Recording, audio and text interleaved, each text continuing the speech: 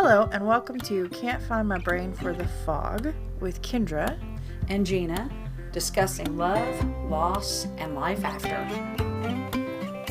All right, welcome back to week 8 of Can't Find My Brain for the Fog.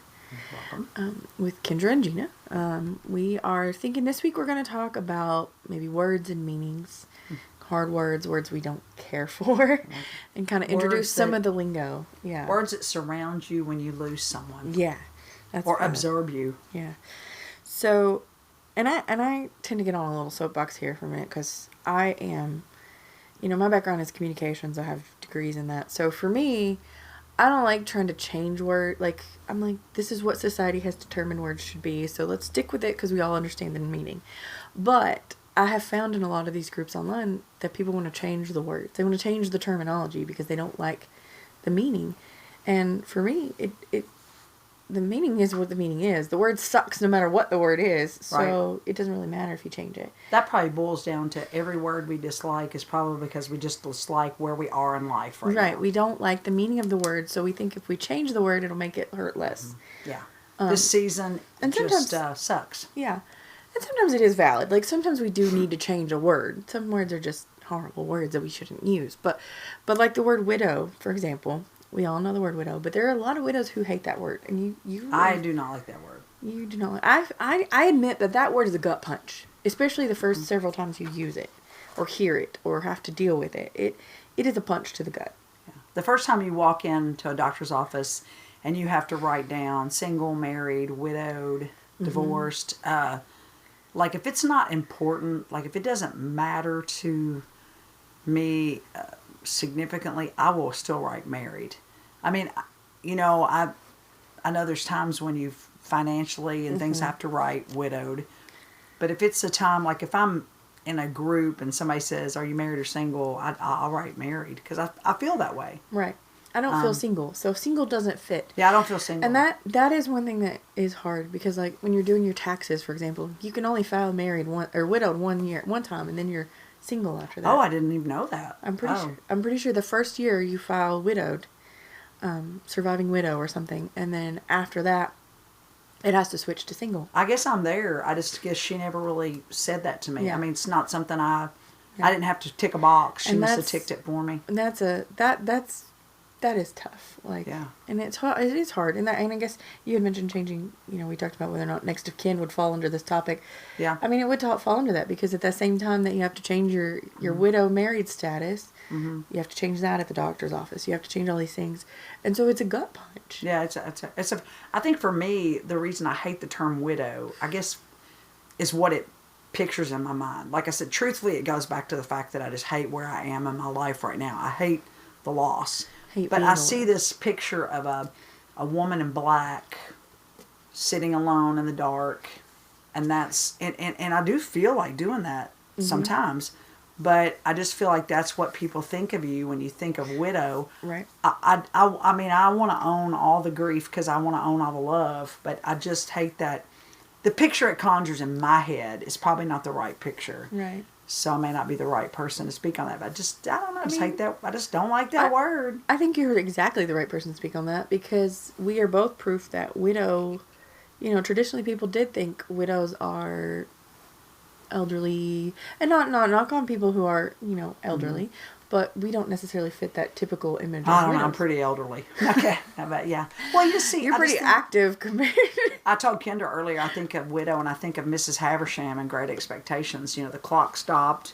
Of course, she got left at the altar, I think. But I just think about people who, when they're widowed, the clock just stops. They stop living. They stop breathing.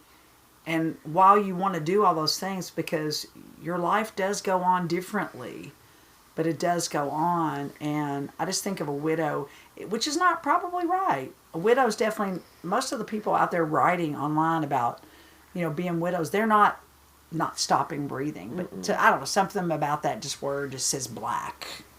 It is a heavy word. It has a heavy meaning. And it goes back, like I said, the meaning that society and culture, and we have all determined that is a widow. But as much as we hate the word, it's not the word's fault. No, it's not the word's fault. It's the meaning's fault. On it. And we can change the word all we want. We can call ourselves, I've seen different people say something about I'm still married to my heavenly husband or Yeah. whatever. My husband just changed addresses. I Right. say that a lot. And that may be valid, but it doesn't change the meaning of the word. Even if you don't use the word, the meaning is still the same. True. So that's where, to me, I don't like the word, but I don't see the hang up on the word necessarily because I know that the real problem is I don't like the meaning behind the word. I don't like, yeah, I don't, and you're right. I thought about it. It's just where we are. Maybe I think Black Widow, but I just, it's just got all these haunted connotations. I don't know, but you're right. It's just the truth is the word represents something I do not want to be. Right. And unfortunately, And we can't change I that. can't change it. And so, yeah, daggone it. Don't and be it bringing is- that out in my life. It is a gut punch. I will say it is definitely a gut punch when you have to use that. And it doesn't necessarily, it gets a little easier the more you use it, but not a lot. Like, it's still always going to be a gut punch, I think. Well, we were talking earlier, and I said I probably mislead people all the time because I will speak, if people don't know me and don't know that my husband has passed away, they probably think I've got a living husband because I'll just talk about him like he Right. just, like my husband this, my husband that, my husband this. And then if it comes to the point where they ask me a question, I'll have to say, oh, he passed away almost 3 years ago. Yeah. But I just find myself doing that. And that To people that don't know. brings up the next the next point, the next conversation is, we have a lot of people that we're in these online groups that debate the use of what do you call your husband now that he's no longer on this earth, right? And now I will say my husband a lot of times, but I will also say my late husband because culturally we have decided the word late before something determines that they've passed away. We use that with my grandparents, use that with whatever. We always say my late so and so. And we know that means that they've passed away, even though the word late has another connotation.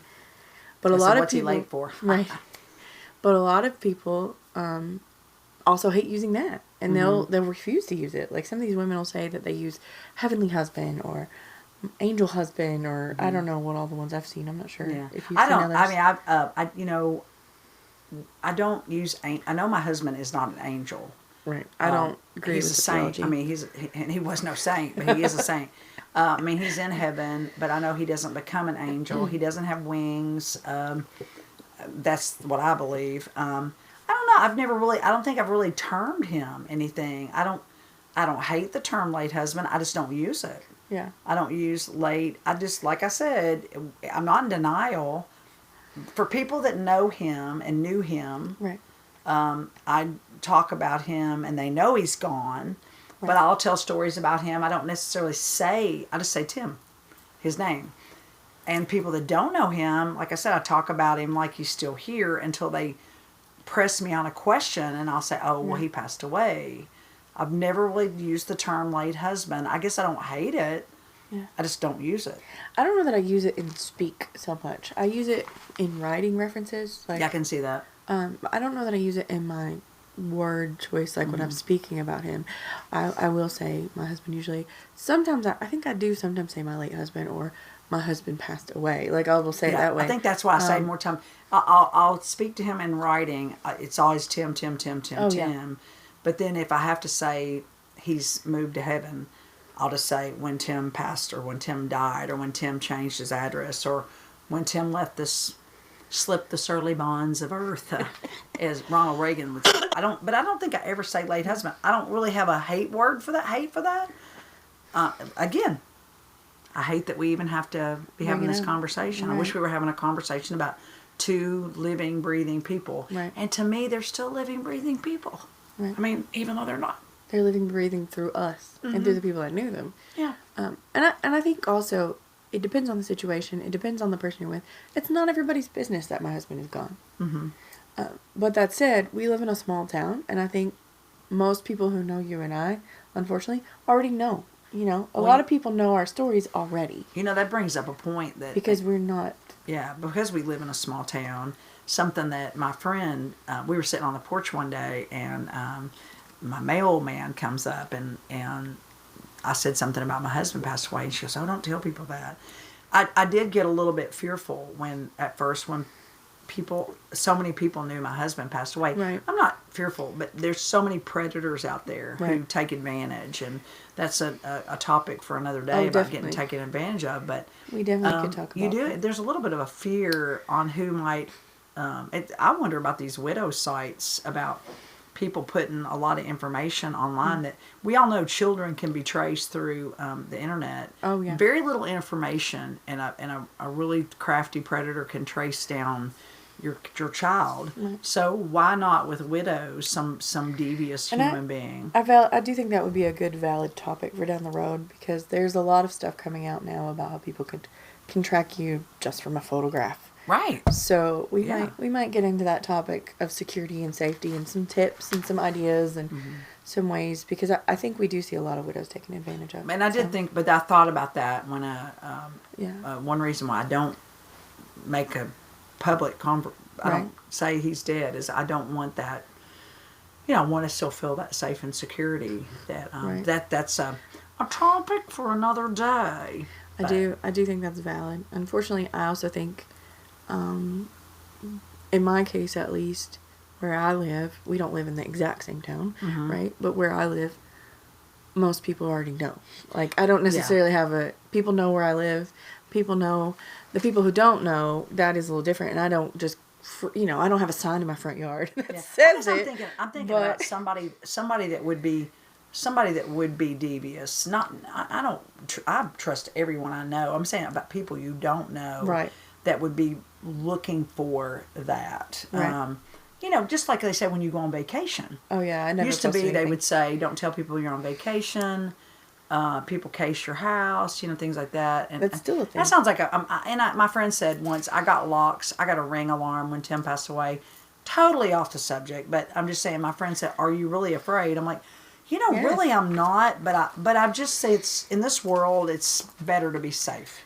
I have gotten cameras too, so Yeah, I so think it's I feel valid, ya. and it's very valid to be So safe. that's a word we hate, is that we have to be safe. But again, Right, we just that's a thing that we have to think about, that Yeah. you have to be concerned with your safety and Which, all that. So that's kind of funny. Definitely. This is kind of a segue, if you think about it, into one word that both of us don't really like, but we're not going to get on a soapbox about it, is chapter 2. I might get on a soapbox about it. I can't swear. Well, I just started thinking about that. Chapter 2 can very much be people taking advantage. Yes, and that does happen a lot in those groups. So to explain what a chapter 2 is. So chapter 2 in widow speak, world. it's widow speak, and the lingo that they tend to use is when they refer to a second spouse or a second Relationship. boyfriend or new relationship, whatever. They call it the chapter 2. Okay, so I don't have a problem with the concept of chapter 2. It's not like the word widow where I have a problem with the meaning. I don't have a problem with the meaning of chapter 2. I have a problem with the word itself, and this is why. I don't know if I should get on my soapbox before I let you finish your point. Yeah. But, No, you go for it. So my soapbox is this. I don't like the term because I feel like it denigrates the relationship I had with my husband to one chapter of my life. And that's not fair. I would agree with that. First of all, I was in my mid-20s before I even met my husband. So I had already lived 2 or 3 chapters at least. I had lived several chapters before I met Jim. I had gone to school. I had gone to grad school. I had started my career. Like, I had a life before I met him. And I was already several chapters into the story that is my life, right? So as much as I say, he was the love of my life, I also don't want to say my life didn't start until I met him. My life drastically changed when I met him. Mm-hmm. Absolutely. You could almost argue that was a whole different book of my story. But you couldn't argue that was the first chapter of my story. Right. I disagree. And then the second point to that is that also you can't argue that he was only one chapter of my story. We were married for 10 years, but in that 10 years, we had a lot of life. A lot of chapters. Yeah. Right. We had losses that we faced in jobs. We had losses that we faced in our families of people that we loved. We both had surgeries that we went through. We didn't travel as much as we wanted to, but we did a little bit of traveling. We had both, changed careers. We moved. We got married. We had all of these things that happened in those 10 years that we were together. And so, to me, our story was a whole lot more than one chapter. Yeah, I see It that. was at least 10 chapters, right? Yeah. Like, Yeah. I felt like we packed a lot of life in the 10 years that we were together. Yeah, I can see that. And so that is why, as a writer, I have a problem with the term chapter 2, is because it reduces my life to only one chapter of existence, and it only existed when he was with it. And that's not fair to him, and that's not fair to me. Yeah, and I think the reason I probably don't like the term myself for similar and different reasons. First of all, chapter 2 says you turn a page. Right. And we've all heard that quote that says it's really hard to turn the page when you know the next page isn't going to have your loved one on it. Yes. That's not exactly how that statement goes, but I know. so I don't believe I will ever turn a page in my life and not think every day about my husband. Right. I will always love him. And At my place, oh, go ahead. no, I was just going to say, I think that the people who have found chapter 2s, and neither one of us have done this, so we can't necessarily speak on that. Mm-hmm. But I do think that there is room for both. Yeah. Like, but it's really hard. I understand for both of us. And this it would might be be a hard. time to ask this. And I mean, I don't know if anybody listens or hears, but I would like to know when you do find your next person, whatever you want to call it.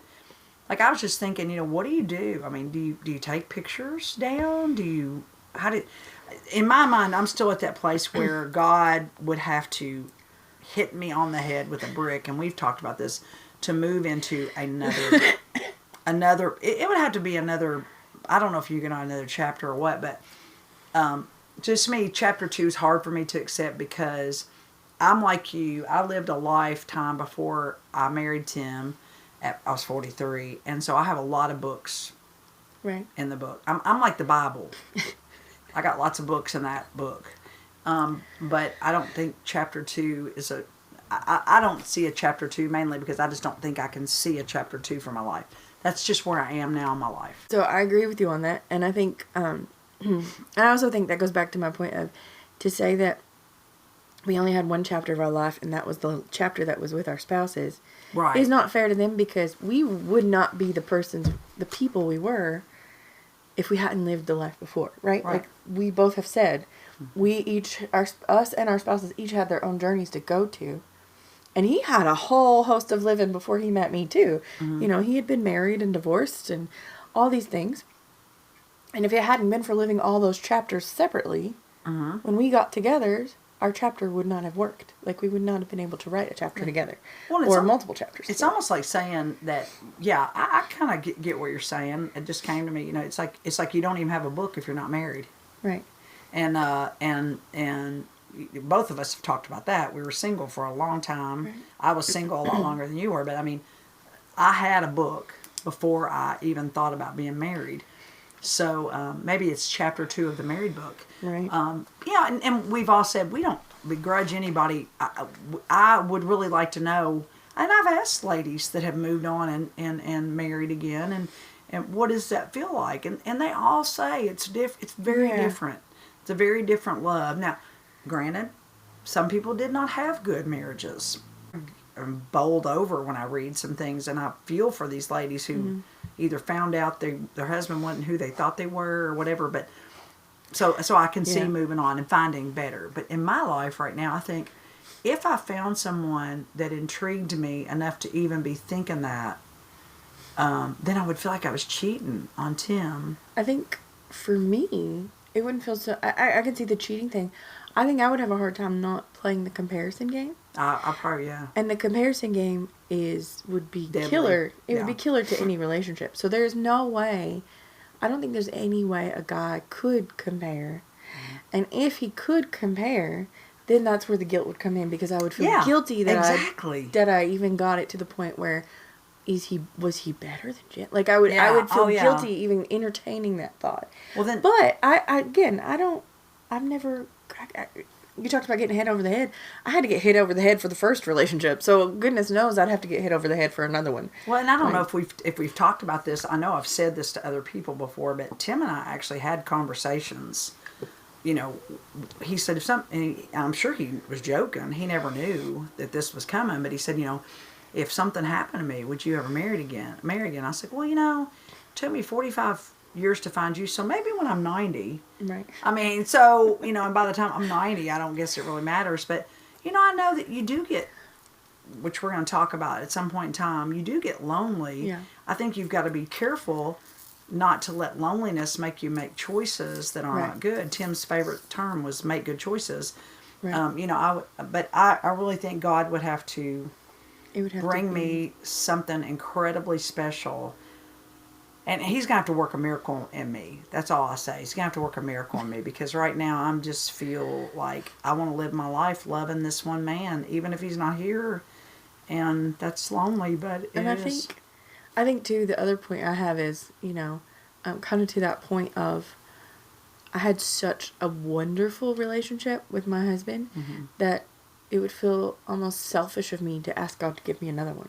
Yeah. Right? And I wouldn't want to accept anything that wasn't good. Right. But it would be really hard to open myself up to that. And I would feel a little selfish. Like, I've already had this wonderful lightning strike marriage. Yeah. Oh, I agree with you. Do I really deserve to have a second one? Like, that seems really hard. Well, and you look around and you really do see. Don't get me wrong. I'm not sitting here going, we are some perfect people that have some perfect relationship. Gosh, no. But I'm just saying, I do look around and I say, some people have never felt that. Mm. I mean, we could fight good. We could love good. We could argue good. But it was good and it was passionate. And I think you got to have a good argument to have passion. We were two individuals who married older, and so we had opinions. And some people have not had that. So I get that. But do we deserve it twice? Yeah. I don't know. And if God sees fit to bring it to me, I will probably, like I said, not recognize it. You will have to be dragged kicking and screaming. I don't know. But who knows? And one more thing about the argument about the chapters. I know you said you don't like the idea of having to turn the page.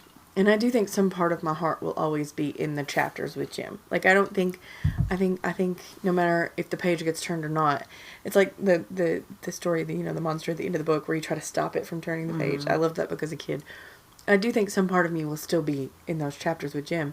But I also think that the day he died, a new chapter started for me. It's not a chapter I wanted to start. No. Don't get me wrong. I did not want to turn that page. But it did. A chapter started without him. Mm-hmm. And I've had to learn to live without him. And I'm still living. And I think that's, I'm now in, 2 or 3 chapters. I don't know. I feel like I've done, it's only been 2 years, but I feel like, we talked about how we feel like we've aged. Mm-hmm. I know several years. And I think I have too, if you look at pictures of me from before. Like, I know I have more gray hair this year than I have ever had. And I got Elvira streaks. I'm which my family grays early anyway. But thank goodness y'all can't see us. I don't care. But we're not going to. Maybe later on. We're not going to subject you to that. Maybe in sessions later. Right. We might video. Eventually we might post a picture. But I think, I do think I have aged a lot. And I also think that means, that I've lived a lot and that there's been a lot of stress, a lot of things going on. But I've tried to keep living in a way that would make Jim happy. Yes. Proud of me. Not necessarily happy. Like, I'm trying to keep... Life is short, and I don't want to live it stuck in a state of unhappiness, even if there's always a cloud over everything we do. Right. But I would want Jim to be proud of me. And so that's why I've tried to do new things. I think with all these new things that I'm doing, I do think, arguably, I'm living new chapters. Like, and those are chapters without someone else in there beside me. So they're not a chapter 2. Yeah, like I said, chapter 2 refers to chapter 2 of a relationship. But that is why I have an inherent problem with that term. It has nothing to do with the meaning. If you find someone who makes your heart sparkle a second time around, power to you, girlfriend. Mm-hmm. But I just don't like the word. This is a sense where I don't like the word. It's not the meaning. Before with widows, it was, we don't like the meaning. Again, it's the word. I don't like the word. I think it needs to be a different word. I think about... I think there should be a better word for it. There's a movie that they have out where the girl is... her fiance passes away. It's her boyfriend. And I think it's called Love Again. It is. And I love at the end of it, she says, you know, she meets a man who can understand that she's always going to love this person. Yep. And I'm always going to miss him. And he says, I understand. And I think until that happens, you know, you couldn't move on. But when you say turn the page, it's not just a blank page we're staring at. We get up the next day and we've powered through. Mm-hmm. And we're starting to write. Yeah, we're starting to write again and be again. And it isn't chapter 2 just because we're not with another person. Right. Yeah. And that's why I hate the term. Because I feel like it decreases the value of my life to the existence of someone else in it. I understand that. Which I've always had a problem with as a independent woman. But anybody else that finds that and wants to use that term, they're... Yeah. But I also think it limits the power of what Jim and I had. Right. Because it was way more than one chapter. Right. Exactly. Yeah. So, I think the term is inherently flawed, but the meaning is fine. If that's where the Lord, you know, if that's where you're going, follow it. We're just two bitter old women sitting here, not wanting to be where we are right now. We're just cranky old widows sitting here in our black shirts and like a... But yeah, we just two cranky old biddies sitting here. Anyway, I think that's really the only terms that we had come up with for today, and we're about 26, 27 minutes. Yeah. So, but we would like to hear from you on this. Are there words that you, if you are a widow or you are grieving in this way, are there words that you've faced with that you didn't understand the meaning of, you've had to learn, you like, you dislike? What are your feelings on these particular words that we share? I mean, if you're a widow or a widower, do you also hate that term? Yeah. People just should not be able to compartmentalize. Today at church they said people shouldn't put you in a box. Yes. So that I think is one reason why people, and that is one reason I don't love the word widow, because I feel like it's a box that I've been put in. And we're not all the same, and yeah. Especially when it first happened, I think I hated that. I felt like I was being put into a token box. Like, yeah, right. Oh, she's a widow. Now that's her box. Like, I'm more than just Jim's widow. I am Jim's widow, and I'm the keeper of Jim's flame, but I'm more than just Jim's widow. Right. And my heart goes out to people that are, you know, we talk about being in a small town, and it's kind of people that know. There's a lot of people that know about our spouses, and my heart goes out to people that have to deal with that on a public scale, because I can't imagine having to always be concerned about how you're perceived could affect the memory of your spouse. Like, yeah. I saw a couple weeks ago something on TV where it was 2 different news segments. I was with my mom, and they were honoring 2 different women. They were talking about 2 different men who had passed away, and things relating to their spouses. And it was like, one was a state trooper, and one was like a former Kentucky basketball coach or something. Mm-hmm. Like, it was something like that, and they were talking about these things that they were doing to honor these men. And I just, in that moment, as weird as it sounds, my heart went out to the widows, because for the one, this was like 3 or 4 years, and it was this big public thing that she has to go through and stand there and smile with her kids and participate in. And I'm sure she loves it, because on the one sense, you know, it's recognizing your spouse, and everybody's getting to show their love for your spouse, and it's fantastic.